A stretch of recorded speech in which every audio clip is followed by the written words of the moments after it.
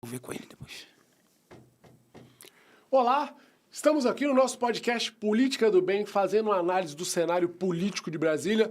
Eu aqui com o jornalista Odir Ribeiro, que ele tem aquelas notícias exclusivas, bombas, e ele está com uma bomba aqui para já falar com a gente de forma exclusiva, não é isso, Odir? Fala um pouco, que história é essa de pesquisa por GDF aí? Mas peraí, eu posso inverter a ordem do negócio? Pode.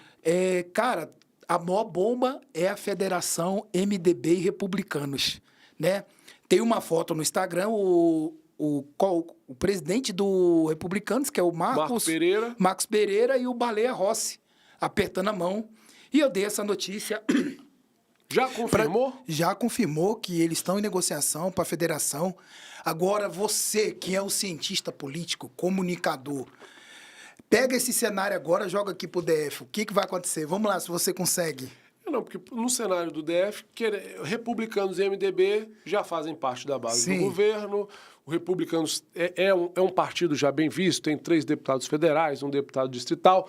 Se o Gustavo Rocha conseguisse entender e se filiar nessa nova federação, ele passa a ser o candidato a vice natural da Celina. Natural. E ele não precisa mais se filiar no Republicano se a federação for sacramentada.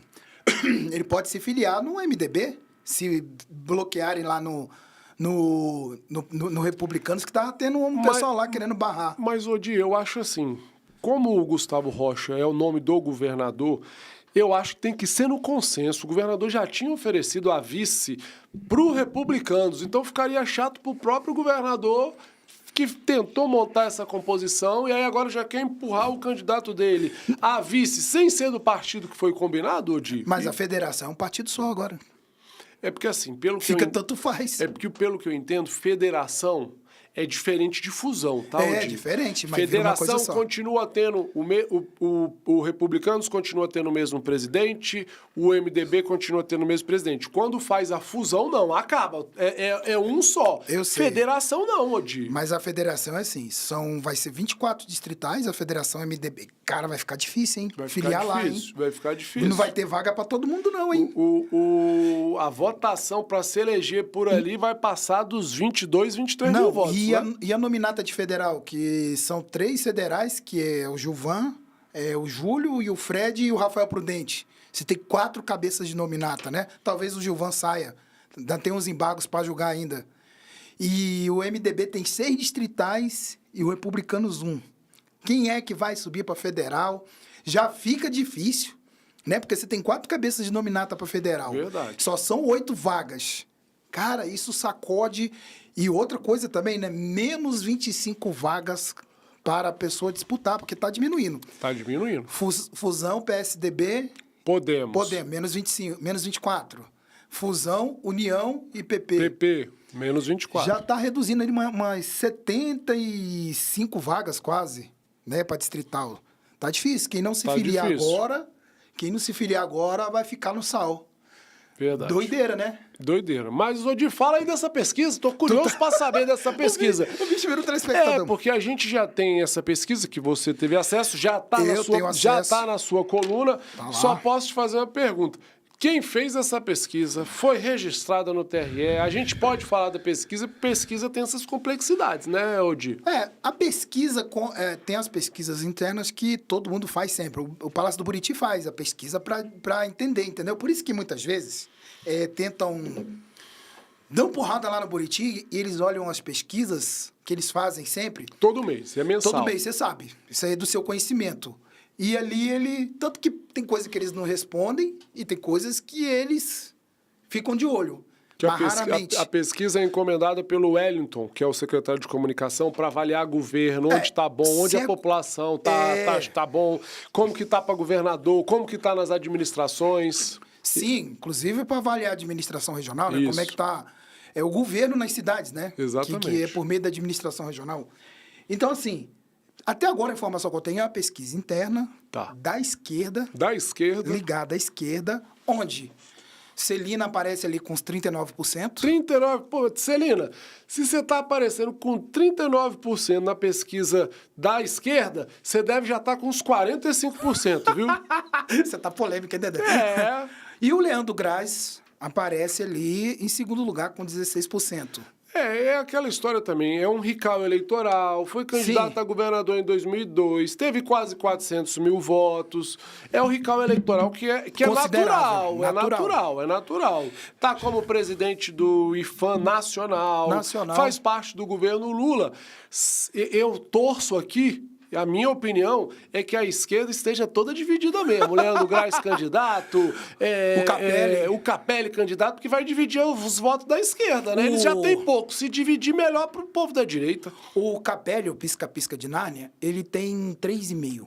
Pelo que eu vi, um passarinho me mostrou a pesquisa. E o detalhe, eu liguei para Leandro Graz, eu liguei. Eu não saio colocando as coisas por aí. Sem checar? Não, chequei, demorei. Eu era para ter publicado ontem, mas eu quis ter mais tempo de apuração.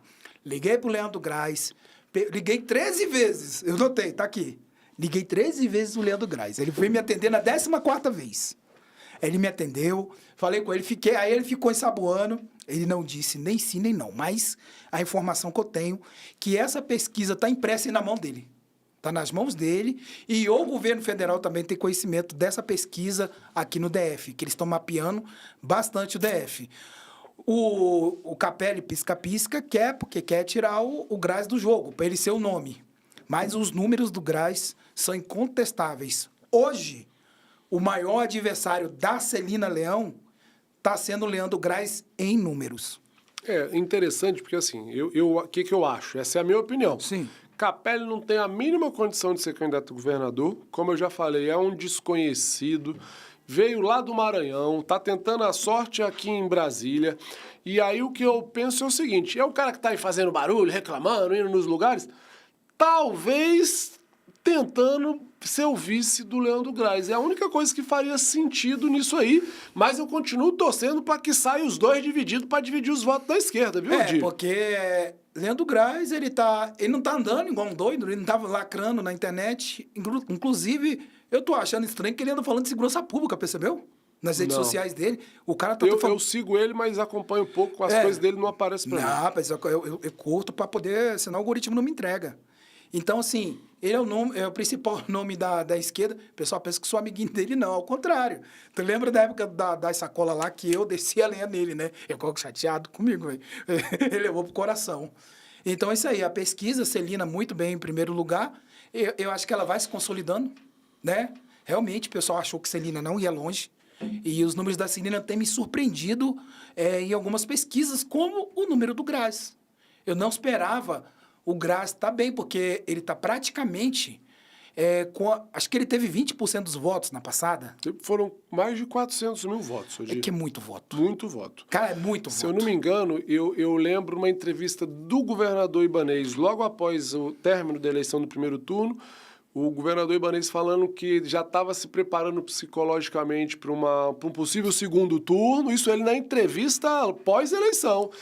Mas graças a Deus ganhou a eleição. 5 mil votos foi a diferença para o Leandro Graz chegar no segundo turno. Foi 5 mil, Dedé? Foi 5 mil votos. E eu lembro, quem deu essa declaração foi o próprio Ibanez, assim que saiu o resultado. Tu tava lá perto. Tava do lado do governador. Você tava do lado, eu lembro. É mesmo. Caramba, quem diria, né? Quem diria. Então, assim, e aí o Leandro Graz se consolidou... Mas eu vejo que você não subestima o Graz. Você. Não, na verdade, assim, ó... É porque o Graz, eu te confesso que na eleição de 2022 eu subestimei ele, mas querendo ou não, ele foi o candidato da esquerda, tinha o apoio do Lula, Lula pediu voto para ele, ele, apesar de ser do PV, se eu não me engano... É do PV.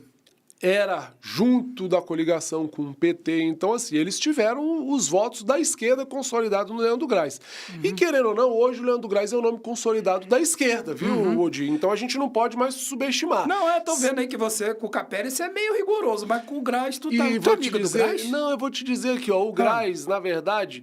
Eu pegava no pé dele na época que ele era deputado distrital. O que eu pego no pé hoje do Capelli, eu pegava no pé do Graz.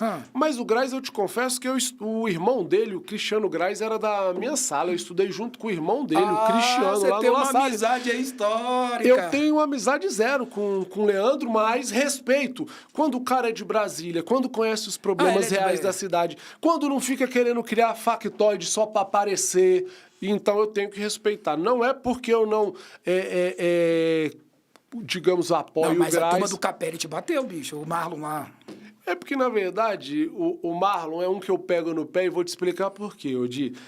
O Marlon era da turma do Hollenberg, foi administrador no governo Hollenberg, o pior governo da história de Brasília, disparado. E aí agora eles querem aparecer como a solução dos problemas Salvador da da cidade. pátria. Eles querem ser o salvador da pátria, e toda vez que eles gravam o vídeo lá de querer salvador da pátria, ó, gente, eles estão querendo salvar a pátria, só que eles eram da turma do Hollenberg, o pior governador da história. Vocês vão acreditar que vai querer salvar a pátria quem acabou com o Distrito Federal? Então eu só faço esse parâmetro, entendeu? Sim, entendi. E daí, rapaz, tu pega pesado, hein? Só com essa galera. É. Aí, ó, tá certinho, né? Aí vamos lá, de novo. Aí eu também quero saber a tua opinião também aqui. Parece que eu tô apresentando, mas vamos lá. Mas hoje aqui você é um apresentador. Mas vamos lá.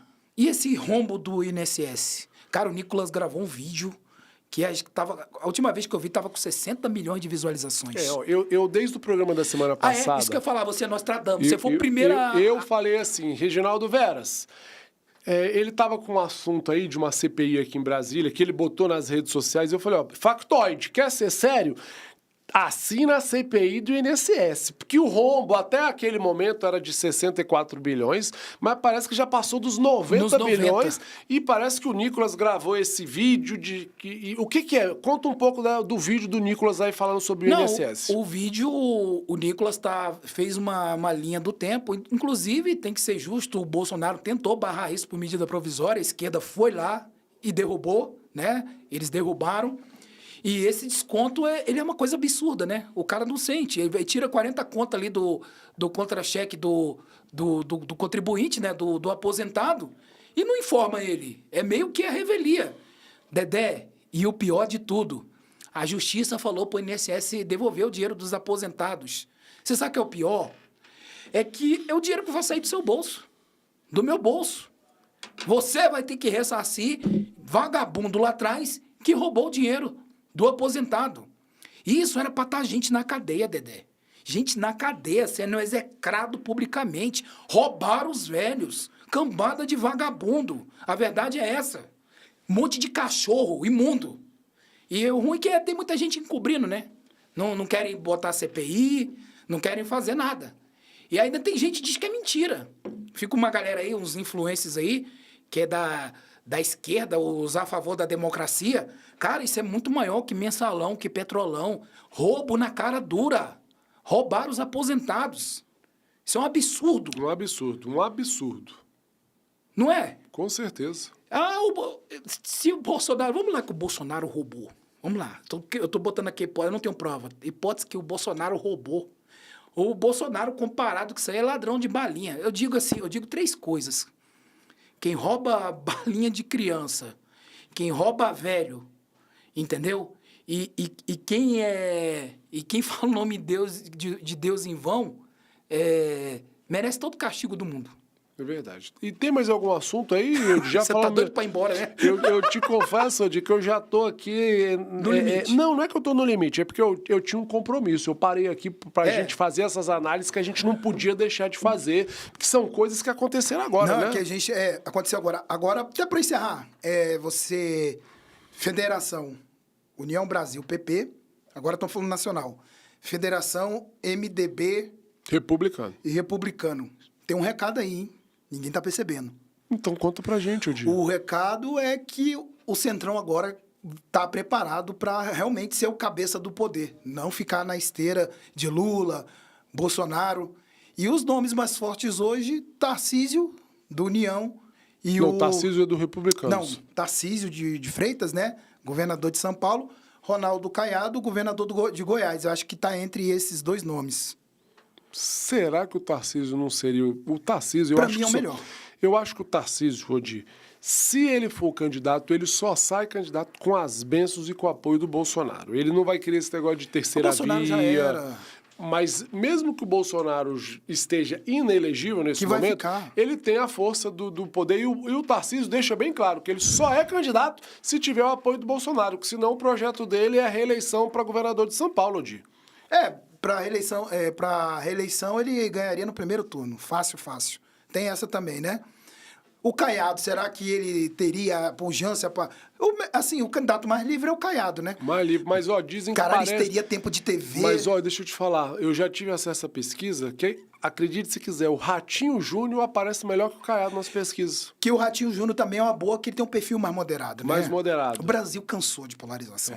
A gente precisa que o Centrão tome o poder. A verdade é essa.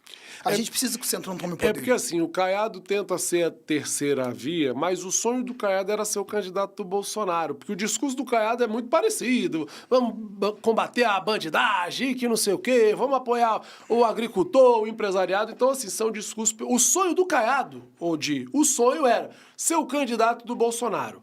Já que não vai dar, ele vai por conta própria tentando ser a terceira via. Essa é a minha opinião. Devia juntar uma via só, ele seria o ministro da Segurança Pública, o ministro da Justiça, algo assim. Né? Mas o Centrão quer realmente tomar o poder e muita gente do meio político tá vendo, porque Bolsonaro tá inelegível, ninguém aguenta esse negócio mais não de Bolsonaro, Lula. O país precisa recuperar a economia, o país precisa caminhar, o país precisa tirar essas tensões. O Centrão tem que tomar o poder. A verdade é essa. É urgente o Centrão tomar o poder. Ah, se eles vão roubar ou não, mas ninguém rouba mais com o PT e a esquerda, não. Então, o que eles roubarem é mariola. Entendeu? Então, o Centrão precisa tomar o poder. E deixa eu falar uma coisa que eu nem tinha te falado. Mais, né? Na semana passada, o podcast foi eu e você fazendo a análise do cenário do mês. Estamos bombando, hein? Vai estar essa semana a página inteira no Jornal Capital Federal, viu? Você me dá uns aí pra eu distribuir. Todas as análises que a gente fez semana passada, de Capelli, de Celina, de fusão dos partidos, de federações, vai estar na próxima edição do Jornal Capital Federal, viu, Odir? Segura a sua fome aí, porque é bom depois dos podcasts a gente fazer meia horinha para falar, porque eu consigo, tem muita pauta boa. Eu tive esse pensamento ontem. Inclusive, eu não fiz aqui entrevista porque eu tive que botar o passarinho no ar, eu tava na linha com... Na correria. Correria, mas, pô, a gente tá junto, você entrevistou brilhantemente, você é foda. Você tá bem, cara. Você assistiu a minha entrevista com o administrador do Lago Sul? Muito bom, você sabe, você tem as manhas, você entende de política, né? E... Cara, você tá causando nas redes sociais, nossos cortes, hein? Os cortes estão arrebentando, Estão arrebentando, né? Em nossos cortes. Quem não conhecia a gente tá conhecendo, Quem né? não me conhecia agora tá conhecendo aí, ó. Tá vendo? E o pessoal mete pau em tudo. Dedé é mais candidato, gente. Ele é comunicador. Aí vocês querem jogar na cara dele, ele nunca foi eleito. Gente, todo erro e todo acerto, principalmente o erro é a oportunidade de você aprender. De você mudar o rumo. Se você não tivesse passado pelo aquele processo, você não estaria aqui, pô, se reinventando. Gente, Dedé é um vitorioso porque ele está se reinventando. A derrota pouco importa. Tem gente que sofre uma derrota e se mata. Ele sofreu uma derrota e se reinventou. Guarde isso aí. Inclusive, eu vou usar isso aqui nas minhas redes sociais. Mas é isso, Odi. Vamos fazer o seguinte, então, Odi. Vamos encerrar a primeira parte aqui. Mais tarde a gente volta com mais furos, vai pegar mais informação dessa pesquisa aí, que a gente volta depois no segundo bloco. Pode ser, Odi? Pode ser. Fechado, então. Pronto, aí, Pedro, você dá o corte, depois a gente volta.